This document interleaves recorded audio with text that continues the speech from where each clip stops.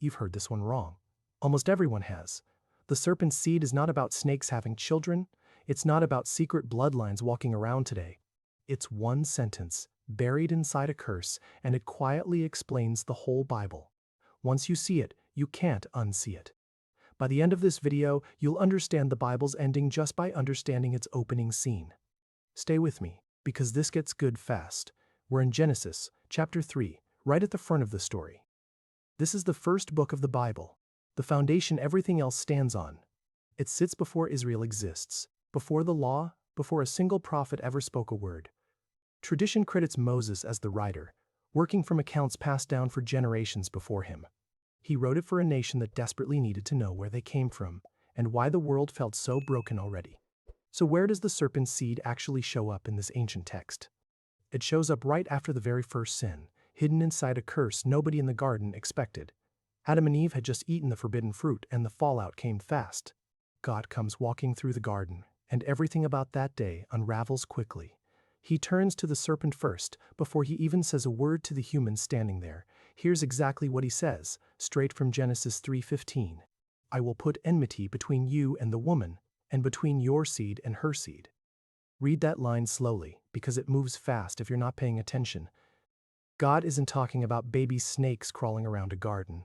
He's describing two lines of people who will be enemies for the rest of human history. One line traces back to the woman. The other line traces back to the serpent. That's the entire verse, condensed into a single breath, and it's shockingly easy to miss on a first read through Genesis. Now here's exactly where most people get tripped up on this passage. The word seed sounds like it has to mean literal biological children, so some readers jump straight to a strange conclusion. They imagine the serpent somehow physically fathered a child with Eve in the garden. The Bible never says that, not once, and not anywhere in either testament. That reading isn't sitting in the text itself, it's something imported into the text from outside. So what does the word seed actually mean here in its original context? It means a line of people who share a nature, direction, and loyalty. Paul uses this exact same word for Jesus in Galatians, calling him the seed of Abraham centuries later. Nobody reading Galatians thinks that's a claim about biological math. It's about who you ultimately belong to and who your life actually follows. Let's keep walking through the story, because the very next chapter proves this point beautifully. Genesis 4 introduces us to Adam and Eve's two sons, named Cain and Abel. Cain brings an offering that God does not accept from him. Abel brings his offering and God accepts it without hesitation. Cain gets furious, and God warns him personally, saying sin is crouching right outside his door. Cain ignores that warning completely, and he makes a choice he can never undo. He lures his own brother out into a field, and he kills him there in cold blood. This is the first murder in all of human history, and it happens inside the very first family on earth. Notice the pattern already forming here, right from the opening pages of the Bible. The Apostle John looks back at this exact story many centuries later, and he doesn't soften it at all. In 1 John 30:12, he writes plainly that we shouldn't be like Cain, who he says belonged to the evil one and murdered his brother. Read that specific phrase again, slowly this time. Belonged to the evil one. John isn't claiming Satan was literally Cain's biological father. He's saying Cain's actions lined up perfectly with Satan's character, his cruelty, his violence, and his outright rebellion against God's ways. That's exactly what seed of the serpent means when you see it in real life. It isn't a birth certificate handed down through generations.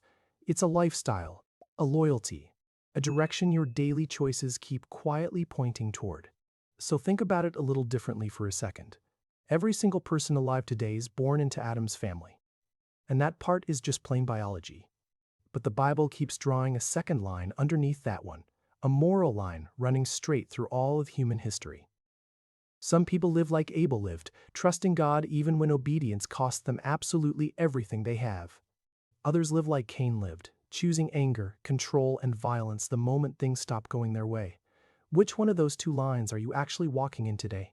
That question honestly matters more than tracing where your ancestors happen to come from. It shows up first in small, quiet choices, long before it ever shows up in the big, dramatic ones. Picture two co-workers who both get passed over for the exact same promotion at the office. One of them goes home, prays honestly about it, and keeps showing up with real integrity anyway. The other one starts spreading rumors trying to sabotage the coworker who actually got picked for the job. Same disappointment for both of them, but two completely different seeds bearing very different fruit. That's not distant ancient history. That's just an ordinary Tuesday afternoon in an office somewhere near you. The Bible isn't really asking you to trace your literal family tree back through the centuries. It's asking you to honestly notice which pattern your everyday life keeps quietly producing. You'll see the same split show up in your own family too, if you're honest about it. Someone says something careless at dinner, and the whole table goes quiet for a second. One sibling lets it go and changes the subject with grace. Another sibling holds on to it for 3 years and brings it up at every holiday since. Same small wound, two very different seeds growing out of it. Online, it's the same story on a bigger stage. Someone posts something dumb, and you get to choose your next move in about 2 seconds flat. You can pile on with everyone else, or you can just scroll past it quietly. Neither choice makes headlines, but both choices are still choices, and both still count. Let's clear up one more serious misconception before we move any further into this. Some teachers over the years have claimed this verse proves certain groups of people descend from Satan biologically. That specific teaching has caused real, documented harm throughout history, and history remembers it poorly. Genesis 3:15 is about spiritual loyalty and moral direction, not ethnicity, and definitely not literal bloodlines. Have you ever wondered why that darker reading spreads so easily among certain groups? It travels because fear is simpler to sell than nuance, and blame feels easier than honest self-examination. The line of the serpent is anyone at all from any background who chooses to live in rebellion against God. The line of the woman is anyone at all who chooses to trust him instead. That's a far simpler idea than the conspiracy theories people have built on top of it, and it actually fits the rest of the Bible perfectly. Here's why this single verse matters so enormously for the entire Bible. Genesis 3:15 is often called the first gospel promise, quietly hidden inside a punishment scene. God tells the serpent directly that the woman's seed will eventually crush his head completely. That's not a scratch. That's a description of a final and fatal blow. And notice something else the verse says almost in passing. The serpent only manages to bruise a heel, which is a painful hit, but never a fatal one. From that single moment forward, the entire rest of the Bible is chasing this one promise toward its finish line. Every prophet, every king, and every rescue story in the Old Testament quietly points forward to a coming crusher of the serpent. Think about young David walking out to face Goliath with nothing but a sling and 5 smooth stones. That giant looked unbeatable, loud, armored, and completely confident he would win easily. David wasn't just fighting for his nation's pride that afternoon. He was living out the same old promise, a smaller seed rising up to crush a bigger threat.